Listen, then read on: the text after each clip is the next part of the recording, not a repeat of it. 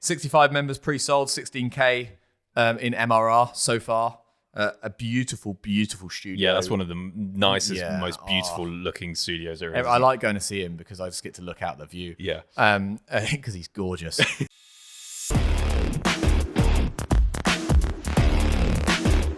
Happy New Year, everybody. The year is 2025. We are back in your earballs. Listen, we're going to... Earballs? Yeah, earballs. That was intentional. And we're going to talk to you today about how to open a fitness studio in 2025. Overarching subject, a good, timely subject to cover.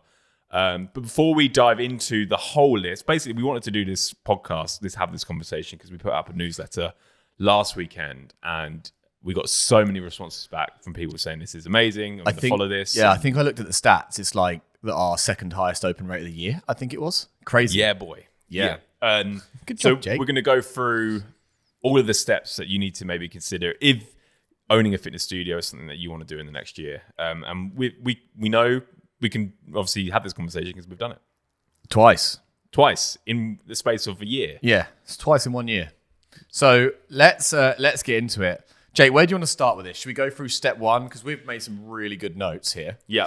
Do you want to go through step one, or do you want to go through why 2025 is going to be the perfect year to become an owner? Yeah, well, I think it's one of those, I find it really hard to not be like polarizing with my viewpoint on like personal trainers choosing in person over online. But the fact of the matter is, like, I mean, we've seen it from the data we put out this morning that we'll do another podcast on, no doubt.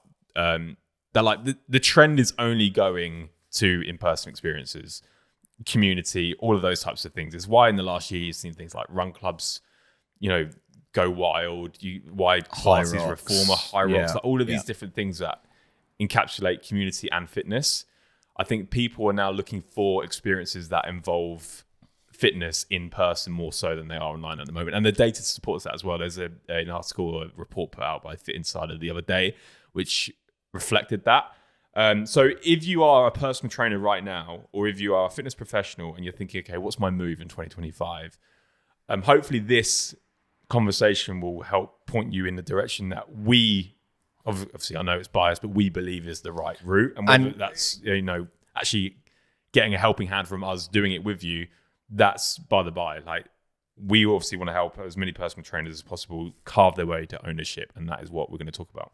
I will say as well, and I've seen this time and time again, I've seen that trainers that have been online and worked online actually become really great owners, because just from a sales perspective, they're often better at selling because they've been selling online, which is a very, very tough thing to do, especially if you've gone quite high ticket before in the past. So if you're thinking, am I right for this?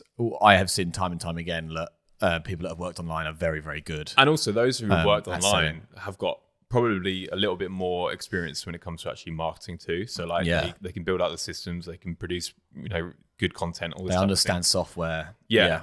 But like, I mean, the reason we came off online to do what we do now is because we wanted something that we could actually call our own, something tangible, something sellable, something that, you can walk and you can actually see people enjoying your product and your service. And also that something that can still scale relatively well. I think there was a online business fitness mentor, and it really annoyed me because one day I think he put out an email and it said something like, he literally used the words like, it's literally impossible to scale your fitness business in person.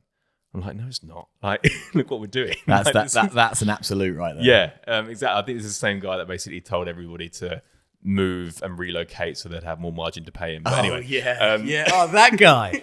Okay, but let's stop it there. But let's go to step one, Jake. And step one is find the right location and model. Yeah. So I mean, we've made this sound really simple, but this is actually probably the step which could take the longest. We had somebody email us saying this has taken me 18 months to try and find the right location and spot. But it depends on where you're looking, because we probably look in unconventional places for fitness studios. Like where we're sitting now is 900 square foot. Yep. This was just a clothes shop. Yeah. Our other unit, that was a phone shop. Yeah. So like you don't need a huge amount of space for this model. So you might be actually looking in the wrong places, but a quick kind of like criteria on the location and the actual space is I've kind of put together this list based on where we have and what we've seen success with, is that a population of like 10 to 50,000 is ideal. A slightly older demographic as well. We've found that, 40 plus year old females predominantly are more geared towards this type of product. Don't go to a care home. No, no direct competition using the same model. Obviously, that's ideal. But that's a nice to have. That's a nice to have, but you're more than likely, the way things are going to end up somewhere within 10 miles of another SGBT studio. So something just to consider. But there's loads of ways, like without going into them, that you can stand out. And also positive growth trends in the area. We use a city population website that gives us a good indication as to whether places are growing or whether they're declining. So if there's a green arrow, then you're probably in the right place. I think just to add on that as well, just on location, look what's around the location you're looking at. So obviously we have 2 high street locations, but we're looking at another location right now, which has a really big, large gymnastics center next to it. And obviously gymnastics center is, hundreds of children a night with hundreds of sets of parents who are bored for 1 or 2 hours. So like that's going to really help growth too. So you can kind of have a look what's around and make sure it fits in with convenience. But also just being creative as well about the spots you choose. Like before we opened here, we were looking at a business, kind of hooking us onto a business, and that using their gym that they use for their staff and actually operating it there. You can go into, you can partner with, other businesses and then do similar things. So there's loads of different ways. I love how just the analogy of like Costa machines in petrol stations. Yeah. Right. So like, is there like a golf club or a golf club franchise that I can go to them and say, you don't have gyms here. I want studios in every single one of your. Or is there a current gym that doesn't run this model and you just go in there and just say, look, I'm going to own this product, this small group product inside of your gym, and I'm going to basically be in charge of it. I'm going to rebrand it and call it, something which is, an actual product name, and then bring people in and just, do it that way. Go to an owner with terms though, if you can do something like that. Yeah. So like call them and say like, you don't have small group personal training. You're just an open gym. I want to build something within your gym. I see you have room. I'll give you $1,000 a month for rent, or we can sort out a profit share.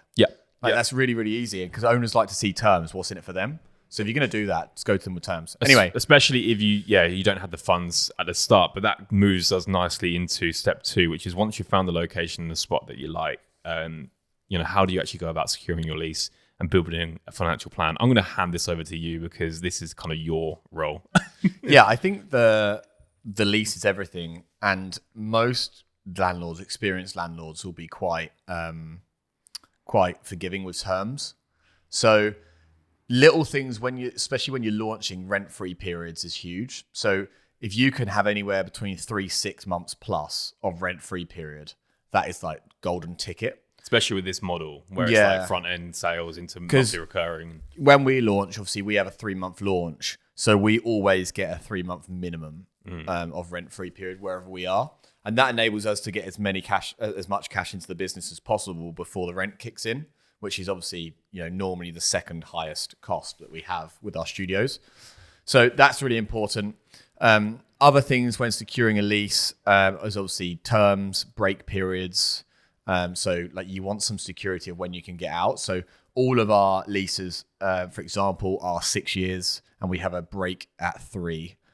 So if things aren't going the way we want to at 3 years, we can get out. But also like just on that, like not being afraid to negotiate. Like we've had a few studio owners come to us and say, oh yeah, those are the terms. So like they were the terms. They're never just the terms. No, you can go back and you can add in anything that you want, and the terms are there to be negotiated and changed. And usually landlords are happy. At our latest location, we actually negotiated on the actual price itself per month. Yeah. So we got it like £200 per month cheaper because we negotiated that. Just because it's up for £1,500, it doesn't mean you have to pay £1,500 a month. So, go to them with whatever you want. And especially if you sign a longer deal, for example, like landlords are quite happy to give or take. So we'll take a few £100 off if you're willing to sign a deal which is a few years longer. And rent-free periods especially, like that's so important to us.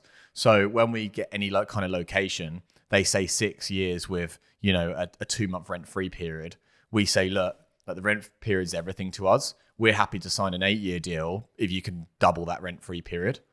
And normally landlords are quite happy to do that because the launch is everything. We just want to collect as much money as possible before rent starts to kick in. Because that means you can reinvest into equipment and the product itself without having to worry about rent. And that brings you into the P&L. So every location we have, obviously we start out with a P&L projection. Just quickly highlight some of the line items on that P&L and how that is structured based on some of the costs involved. Yeah, so we do a 2-year projection.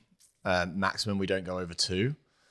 Revenue perspective in terms of line items, obviously challenge revenue, membership sales, revenue, merchandise revenue, event revenue, those kind of things.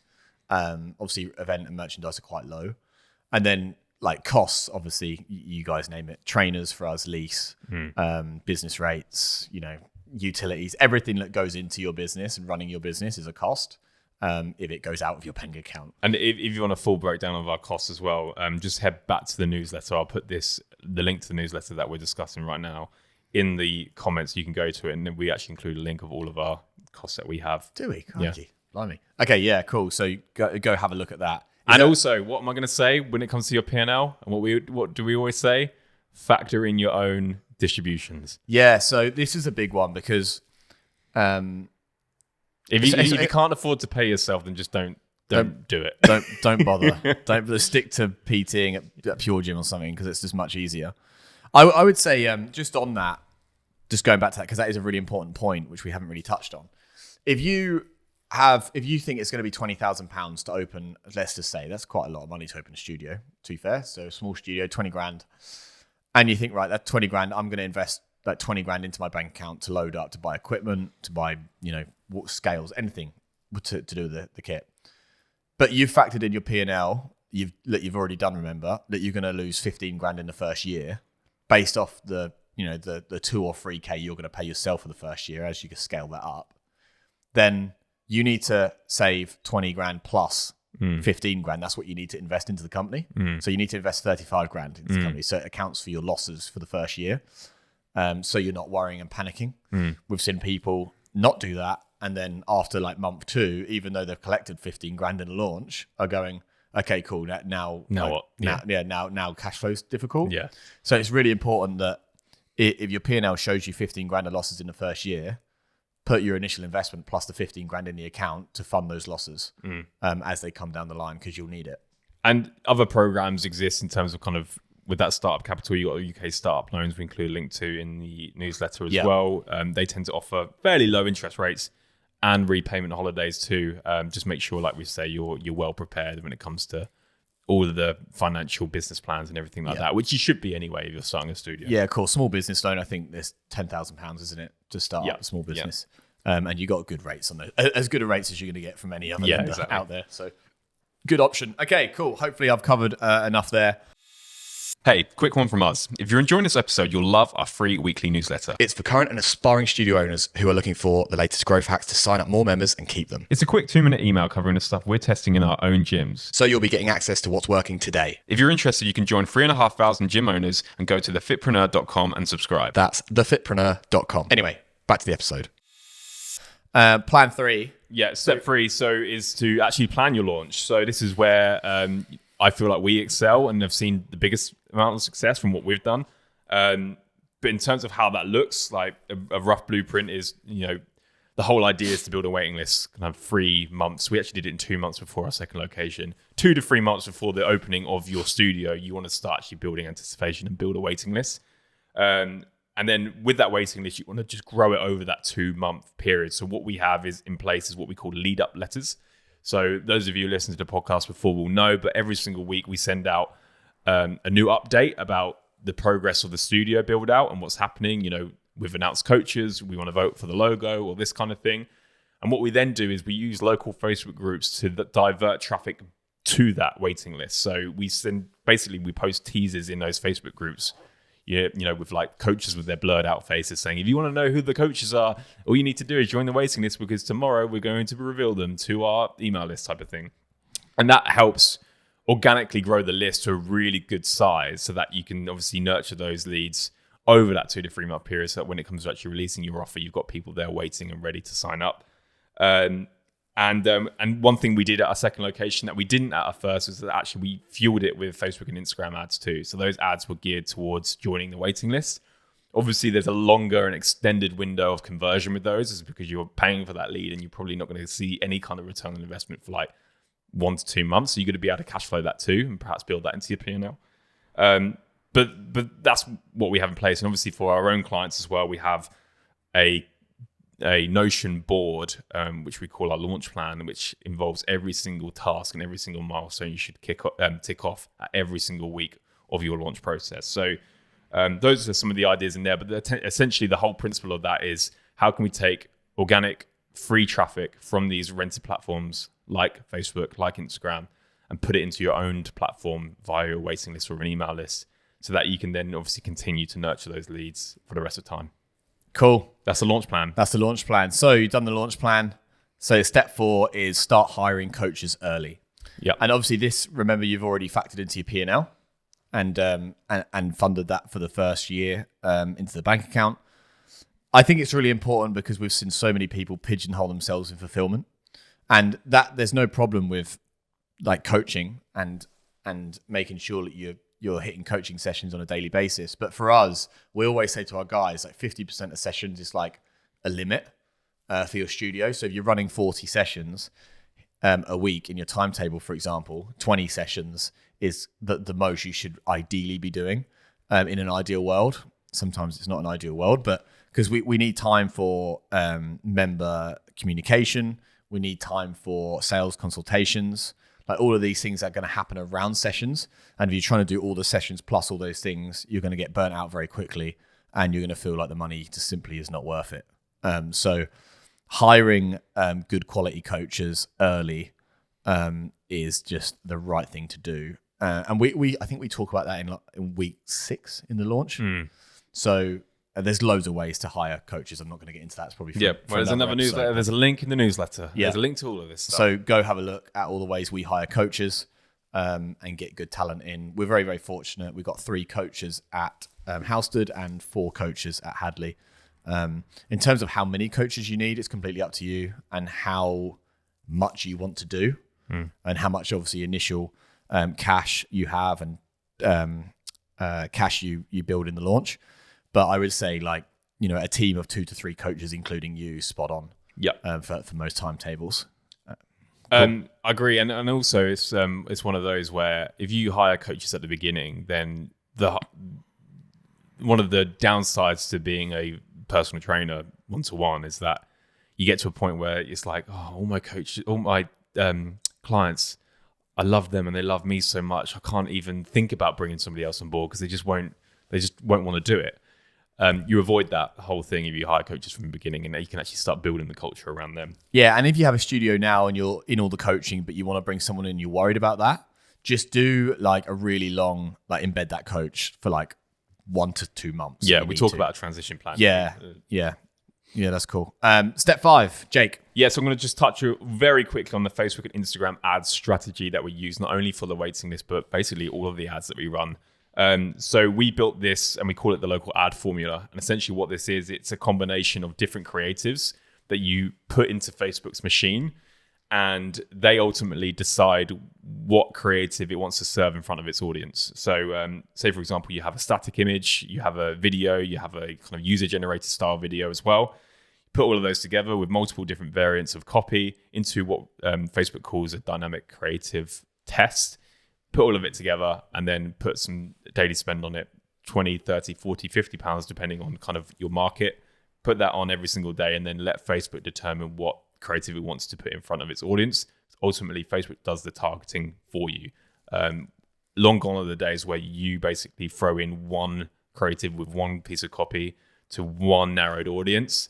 Facebook and Meta and Instagram, they just have so many more data points to use and to actually find your ideal client. And then once you find what ad is creating the best, you can then scale that into a new campaign, or you can iterate upon it as well and actually start making variants of that specific winning ad. And you can add in other different creatives that cover different angles. But our local ad formula, again, there's another newsletter and I actually do a full breakdown of the whole strategy. It's in the link below, so you can grab it. Okay, cool. You got to put a lot of links in the the notes. Honestly, this whole newsletter took about a week to write, and then it was like took me a day just to find all the links to previous newsletters to link to. But it's cool. It should go to show. I mean, what we're like 170 or so, or 120 or so issues into the newsletter now. We never miss a week. I think we missed 1 week because of my daughter being born, which we might excuses. We might miss another week soon with my son being born. But everything is in there. What I always say is like, if you want to know how to launch a studio to capacity before you open your doors, just read all of those because we just document it all in real time. But anyway, coming on to the actual offer itself. Step 6. The first offer. Step 6 is to release your introductory offer. So do you want to touch upon kind of the process here? This is 3 to 4 weeks before you open your doors to the studio, because we obviously need to have that time for loads and loads and loads of sales consultations. How it looks in the launch plan is on the Wednesday, the whole list gets the email saying, hey, like the offer's going live Friday, like exciting. If you want the offer before anyone else, you can click here to skip the queue, right? So that's the strategy. On Wednesday, people have that email and they have the opportunity to put themselves on the skip the queue list. On Friday, normally I think it's 8 a.m. or 7 a.m., can't remember. The skip the queue email goes out to that segment. So anyone who's put skip the queue, they're tagged with skip the queue, and they get that email first before the rest of the waiting list. So that's let's call it 7 a.m. That gets to them. They have then an hour to book a consultation before anyone else gets another email, right? So at 8 a.m., the rest of the waiting list gets the chance to book their consultation. And then on the Monday ads launch and we go to the public with the offer. Normally, we've found with our launches and a lot of client launches, by Sunday evening, we kind of have 60 to 80 consults booked. All free as well. And ready to go. So that's kind of what it looks like when we've released the offer. Glastonbury use a similar kind of what strategy, kind of I wanted to do is stagger urgency. So like with Skip the Queue list, for example, they are incentivized to book a consultation in that hour because they know it's going to go to the rest of the waiting list an hour later. And likewise, the waiting list want to book in their consultation before Monday because they know they might not get a chance once it goes to the public on Monday. Did that make sense? Yeah, it does. So that's kind of why we put that in place. And that's worked not only in our first location, but our second, but also multiple clients as well. And that's kind of what we specialize in. Launch. Yeah. So the launch is then done. We have loads of people booking sales consultations. So now it's time to actually nail the sales consultations, which is step 7. Okay. So we have a 5 A's framework. Acknowledge, which is greet them warmly and make them feel valued as soon as they come in the door. Ask, use a question to uncover goals and needs. Okay. We have a questionnaire that we give to all of our leads. Assess, conduct a full fitness evaluation, body composition. So it's a real personal approach. Articulate, present your offer with confidence, share your stories, success stories, and why your studio is a good fit for them. So we obviously, and all of our clients take them for a really slick sales deck. And then 5, accept. It's a match, make enrollment seamless. So go through payment, sign them up as a client and all of that jazz. So that's sales. It won't go obviously too heavy into it, but I did do a sales pod about a month and a half ago, where H asked me 10 questions. Definitely go to that because that tells you a lot there. Cool. And also just another kind of quick tip as well. When you sign up people, do what we do. Celebrate new signups and take photos of them with a free t-shirt. Yeah. Because then you can use all of that as social proof, especially if you're a gym or a fitness studio that doesn't want to lean so much on the body transformation type of thing. This is another element of proof that will entice more people to sign up. What bias is that? That's bandwagon effect. Bandwagon effect, yes. Step 8 is to onboard members for long-term success. So this is, I won't again dive too much into this. You got the newsletter there to help. But essentially what we do is we have an onboarding process where we have a video for each step that they need to complete in that first 24 hours, for example. Those might be something along the lines of joining the Facebook group, downloading the app so they can book their first sessions, and filling in a par queue, for example. Like all of those little boring things that you do at the beginning, we try and make them into like really exciting things. So we have a video of you, high production, talking people through what to do there.